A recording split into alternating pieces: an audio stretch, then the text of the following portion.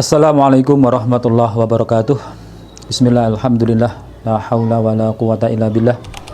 Allahumma fassalli wa sallim ala man addal amanah wa ballagha risalah wa nasahal ummah wa tarakahum ala mahajati bayudai sayyidina Muhammadi wa ala alihi wa sahbihi wa mawalah. Faqad qala Allah ta'ala fi kitabihil karim wa wasdaqul qailin a'udzu billahi minasyaitonir rajim wal yakhshal ladzina law taraku min khalfihim dzurriatan di'afan khafu 'alaihim falyattaqullaha falyaqulu qawlan sadida. Pemirsa yang berbahagia, pada kesempatan siang hari ini tentu yang utama adalah bersyukur kepada Allah Ta'ala. Saya bisa membersamai teman-teman tim Ibtisam. Saya akan berbicara tentang pendidikan. Tentu nanti arahnya adalah bagaimana pendidikan di MA Nurul Islam Tengaran. Tentu yang tidak lupa juga adalah sholawat dan salam. Semoga senantiasa tercurah kepada baginda Nabi besar Muhammad SAW. Pemirsa yang budiman, yang pertama kita ingin melihat situasi pendidikan di negeri yang sama-sama kita cintai. Ada satu kondisi di mana kalau bisa dikatakan pendidikan kita ini membuat tak berdaya gitu ya. Tapi alhamdulillah seiring waktu, pergantian pemerintahan, ada kesadaran-kesadaran yang mulai muncul. Kenapa saya mengatakan ada sebuah kondisi yang membuat tidak berdaya pendidikan kita ini?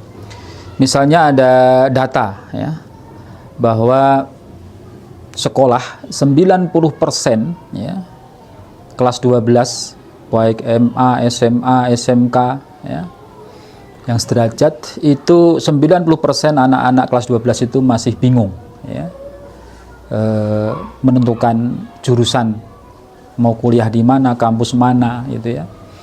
Itu ada fakta 90% masih bingung ya. Yang kedua, begitu kita anak-anak ini masuk kuliah ya, data di perkuliahan juga didapatkan 86 sampai 87% mahasiswa kita di Indonesia ini, di berbagai kampus ini, 87%-nya salah jurusan ya. Merasakan salah jurusan, antara talentnya, antara bakatnya ya, dengan minatnya kadang-kadang tidak matching ya. Dan ini juga barusan saya dapatkan kemarin ketika ada anak SMA yang bertanya di satu talk show. Mereka mengatakan bahwa kami masih bingung gitu ya menentukan jurusan gitu ya, karena ada distraksi ya, ada distraksi yang seolah-olah mengganggu mereka gitu ya. Ada digital ya, ada HP, ada internet, ada orang tua, ada guru, ada berbagai hal yang membuat mereka kemudian masih bingung untuk sebenarnya saya mau ke kuliah di mana, jurusan apa ya. Sudah begitu, akhirnya begitu masuk, yang sudah masuk di perguruan tinggi ya, baik negeri maupun swasta, kemudian mereka mengalami salah jurusan gitu ya, termasuk saya gitu ya. Pengalaman saya ini juga masuk ke perguruan tinggi di awal-awal 94, 95 itu juga tidak matching antara bakat saya ya, yang ternyata setelah 40 tahun usia saya baru saya ketahui bahwa saya ini orang IPS, tetapi sejak SMA saya mengambil sains ya, mengambil A1 fisika ya, kemudian S1-nya teknik mesin. Nah, ini kondisi yang ada di pendidikan tinggi kita. Kemudian begitu kita lulus ya, di dunia kerja, maka ada data juga 80% ya, anak muda yang lulusan dari kampus ini, ke perguruan tinggi ini, kemudian ketika masuk ke dunia kerja ada 80% yang kuliahnya apa, kerjanya apa gitu ya, tidak matching ya. Tentu tidak ada masalah, tetapi alangkah efektif secara biaya, waktu ya, dan energi ya, ketika kuliah dengan kerjaannya itu matching ya. Tentu tidak butuh banyak adaptasi, tidak butuh banyak pelatihan ya. Mereka langsung bisa bekerja dengan peak performa karena memang bakatnya, karena memang jurusannya di kuliah apa, kemudian bekerja di pekerjaan yang sesuai dengan jurusannya itu ya.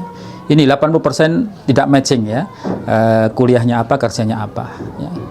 Bapak Ibu sekalian, pemirsa sekalian, kemudian juga tidak selesai di situ ya. Data juga kita dapatkan pensiun ya, pensiunan baik swasta, karyawan ya, pegawai negeri apapun, 90% ya bangsa ini ada data mengalami kebangkrutan di masa pensiun. Ya, ada banyak persoalan di sana ya. Ada yang terlilit pinjol, ada yang terlilit salah investasi ya, investasi bodong gitu ya. Ketika dana pensiunnya yang mestinya untuk kesetaraan di masa tuanya justru masuk ke investasi bodong gitu ya. Yang dekat dengan Emanuris ya, Kota Salatiga ini ya, ada sebuah koperasi yang banyak ya, triliunan orang naruh invest di situ, kemudian ternyata bodong gitu ya. Nah ini betapa persoalan ya, sepertinya ada yang salah dengan pendidikan kita ya. Pengangguran misalnya ya, pengangguran juga kita ini menjadi ranking pertama gitu ya di ASEAN gitu ya, di ASEAN ya. Paling tinggi itu lulusan SMK ya, yang menduduki ranking pertama untuk pengangguran di Indonesia ya. Kemudian SMA ya, kemudian S1 ya. Ini agak paradok memang ya, agak ironi gitu ya. Yang atasnya sebenarnya SMK itu dihadirkan untuk menghadirkan sosok-sosok atau lulusan yang kemudian siap masuk ke dunia kerja, tetapi faktanya justru pengangguran di Indonesia ini didominasi oleh lulusan SMK ya. Bapak Ibu sekalian, pemirsa yang budiman, bahwa kemudian lembaga pendidikan yang sendiri memang akhirnya tidak berdaya ya. Nanti kita akan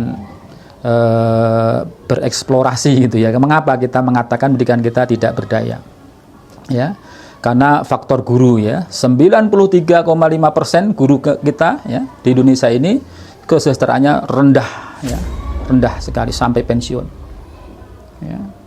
Bahkan kemarin banyak ya di tayangan-tayangan sosmed gitu ya, di kanal-kanal berita resmi juga mengangkat kondisi guru-guru swasta gitu yang gajinya 50.000 ya, 100.000 ya, 200.000 ya. Itu memang masuk ke kategori 93,5% ya. Guru di Indonesia ini berpenghasilan rendah ya sampai pensiun. Ini persoalan ya di dunia pendidikan kita ya. Yang kemudian ada apresiasi ya dari MBG gitu ya, dari Dewan Gizi ya nasional gitu ya, yang tadinya yang dapat MBG itu hanya siswa, sekarang alhamdulillah ya guru dan tenaga kependidikan sudah dapat porsi gitu ya untuk makan siang bergizi gratis itu. Nah tetapi betapa ketika gaji guru di SPPG gaji karyawan SPPG itu bisa sebulan minimal gitu, yang paling rendah tukang asah-asah itu ya, tukang cuci piring itu, cuci tomprang itu di atas 2 juta sekian, tapi masih banyak ya guru-guru ya, apalagi di bawah Kementerian Agama gitu ya, yang di MI, di RA ya, di MTS swasta gitu ya, MA ya swasta, itu gajinya sangat rendah ya. Sangat jauh tertinggal dari karyawan SPPG gitu. Apalagi ada janji dari kementerian gitu ya, dari MBG, bahwa dari Dewan Gizi 2 atau tahun yang akan datang akan di P3-kan itu semua karyawan di SPPG itu. Ini sangat betapa kebijakan-kebijakan yang memang memperdalam persoalan di guru kita ya. Kemudian teman-teman sekalian, pemirsa yang budiman, sampai ya tidak hanya guru, dosen pun juga masih rendah ya, masih rendah ya. Kemudian kalau di swasta gitu ya, gaji guru rendah ini ya karena SPP sekolahnya rendah gitu ya.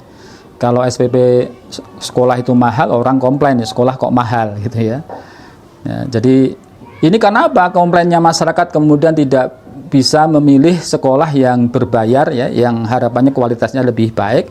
Ya karena memang masyarakat sendiri sedang kondisi yang kurang berdaya ya, daya belinya sangat rendah ya, sangat rendah.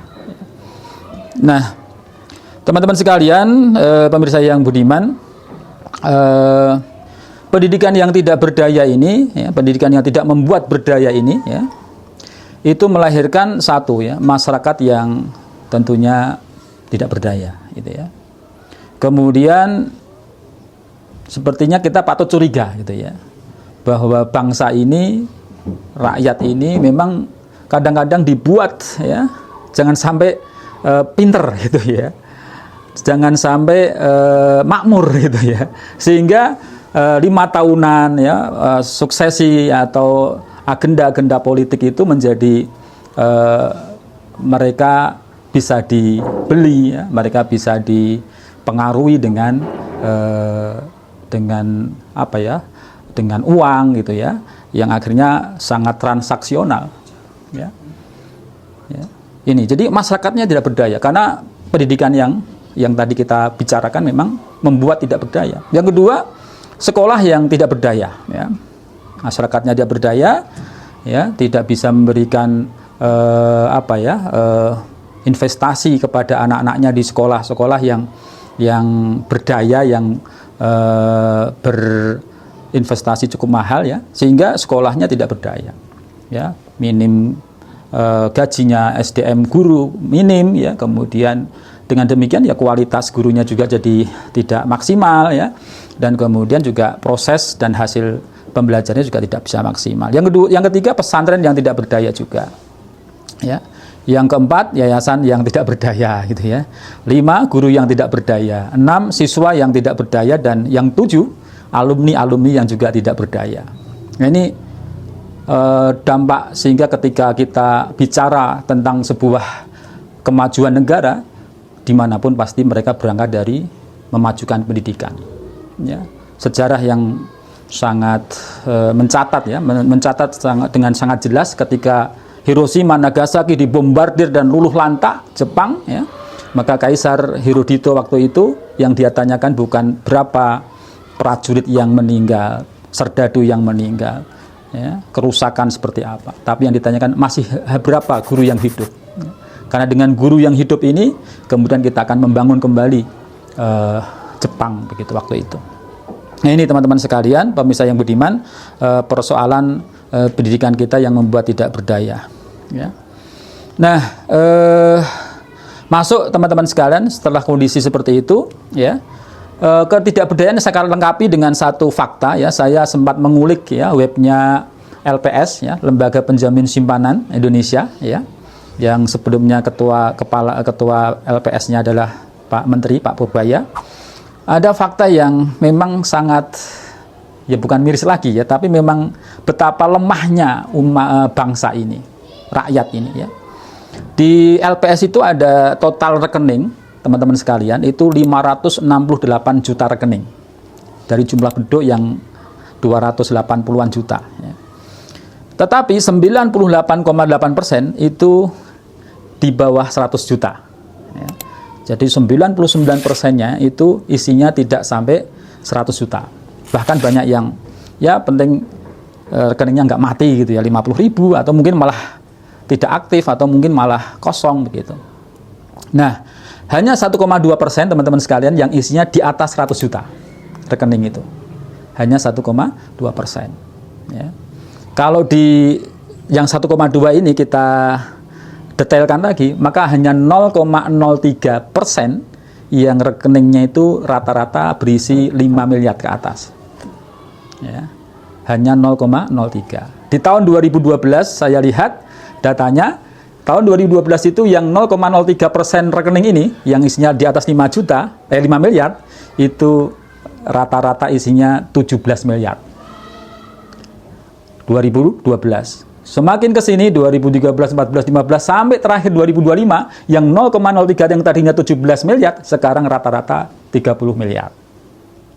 Artinya fenomenanya yang 0,03 orang ini sangat minim ini adalah orang yang kekayaannya makin kaya, yang kaya makin kaya. Tetapi yang 99% ya, itu yang tadi di bawah 100 juta, itu kalau di rata-rata di tahun 2012 teman-teman sekalian, ya sekali lagi kita melihat kelemahan kita dengan jujur gitu ya, memotret ya diri kita gitu ya, itu rata-rata 4,2 juta.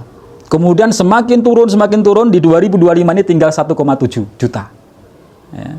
Itu 99%. Artinya apa teman-teman sekalian? Hanya 1% bangsa ini yang menikmati hidup ya, yang 99% mereka berjuang untuk hidup gitu ya. Ini betapa lemahnya Indonesia gitu ya, rakyat ini, dan sumbernya akarnya adalah dari pendidikan. Teman-teman sekalian, kemudian MA Nuris ya hadir dari kondisi itu. Kami bersama teman-teman guru gitu ya, bersama anak-anak yang luar biasa ya, yang sekarang sedang syuting ini anak-anak tim Ibtisam gitu ya, kelas 12 ya, kelas 11, kelas 12, kami membangun cita-cita itu, menata ya, dengan alasan besar bahwa kami harus bisa keluar dari ketidakberdayaan ini ya. Tidak seperti anak-anak muda yang kemudian jatuh kepada sabda Nabi seperti buih yang ada di lautan ya. Maka kami punya konsep teman-teman sekalian bahwa kami punya visi besar, yaitu menjadi MA Nulis berdaya mendunia dengan 3 misi besar, yaitu jago bahasa Arab dan Inggris ya, karena itu ilmu alat ya. Kemudian jago IT karena memang itu eranya sekarang, anak-anak muda sekarang zamannya zaman bukan 4 lagi ya, tapi 5.0 gitu ya. Kemudian yang terakhir, untuk tadi melihat kondisi lemahnya umat ini dari sisi ekonomi, maka mereka kita bekali dengan mindset terinstall dalam dirinya adalah mereka jago bisnis ya. Sehingga mereka tidak masuk kepada rombongan begitu lulus nanti kuliah atau apa, antre ya, dalam bursa-bursa kerja, dalam pencari kerja ya, dan menambah angka pengangguran, karena mereka harus bisa menggeser ya persentase 99% ini ya, dengan bergeser ke yang 1% itu bisa bertambah jadi 2%, 3% dan seterusnya ya, seperti negara-negara maju sebelahnya ya, Singapura, Malaysia itu mereka rata-rata yang berpenghasilan di atas 5M itu ya, yang rekeningnya 5M atas itu sekitar 17-15%.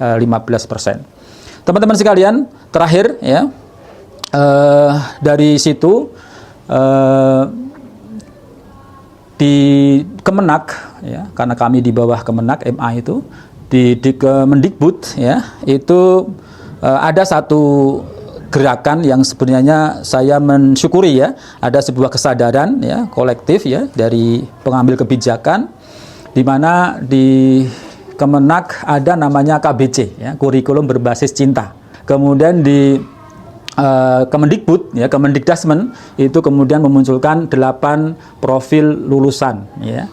Nah, teman-teman sekalian, sesungguhnya ini adalah dalam rangka membangun kesadaran bahwa pendidikan yang lampau, yang hanya mengurusi masalah knowledge ya, masalah kognitif ya, sekarang sudah beralih kepada karakter ya, kepada berpikir kritis dengan 8 profil lulusan ya. Kalau ditambah dengan di Kemenak itu panca cinta, cinta Allah Rasul ya, cinta tanah air dan seterusnya. Maka di MA Nuris kemudian punya sebuah kebiasaan, ada program namanya program karakter building yang setiap semester banyak sekali, dari semester 1 sampai semester 6. Kemudian yang berbasis juga masing-masing mapel ada yang namanya kokurikuler, yang kalau di Kemenak yang kami sebutnya adalah based project learning ya. Pembelajaran project based learning ya, pembelajaran yang berbasis project. Nah, alhamdulillah saya lihat anak-anak lebih dewasa ya, lebih berdaya dengan proyek-proyek yang ada. Akhir kalam ya, mudah-mudahan yang sedikit ini bisa memantik kita untuk menjadi generasi yang tangguh dan bersama MA Nurul Islam Tengaran. Akhir kalam, wallahu muwaffiq ila aqwamit thoriq. Assalamualaikum warahmatullahi wabarakatuh.